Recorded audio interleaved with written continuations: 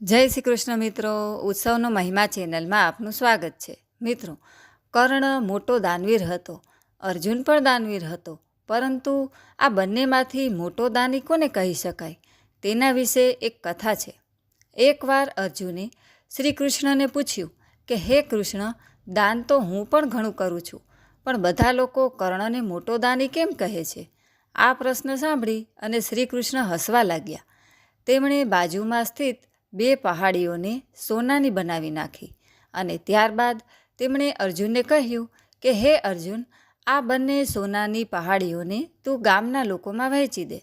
અર્જુને ગામના લોકોને બોલાવ્યા અને સોનું આપવાનું શરૂ કર્યું.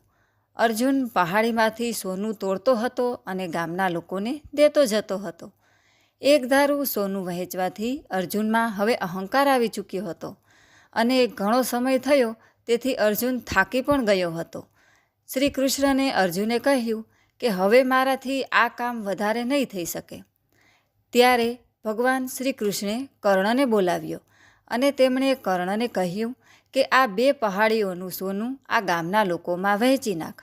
કર્ણે ગામના લોકોને બોલાવ્યા અને ગામના લોકોને કહ્યું કે આ સોનું તમારા લોકોનું છે, જેને જેટલું સોનું જોઈએ તે તેટલું અહીંથી લઈ જાય. આ જોઈ અને અર્જુને શ્રી કૃષ્ણને કહ્યું કે આવો વિચાર મારા મનમાં કેમ ન આવ્યો? આ સાંભળી અને શ્રી કૃષ્ણએ કહ્યું કે હે અર્જુન, તને સોનાથી મોહ થઈ ગયો હતો અને તું પોતે નક્કી કરી રહ્યો હતો કે ગામના કયા લોકોને કેટલી જરૂર છે. તારામાં દાન દેનાર દાતાનો ભાવ આવી ગયો હતો. બીજી બાજુ કર્ણે આવું કર્યું નહીં.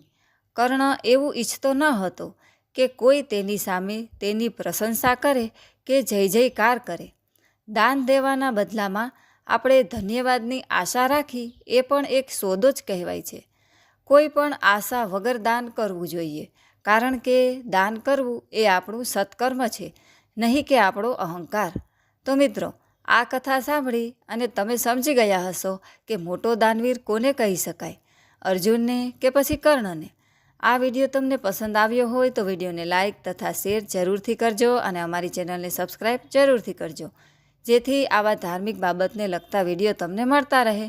સર્વેને મારા જય શ્રી કૃષ્ણ.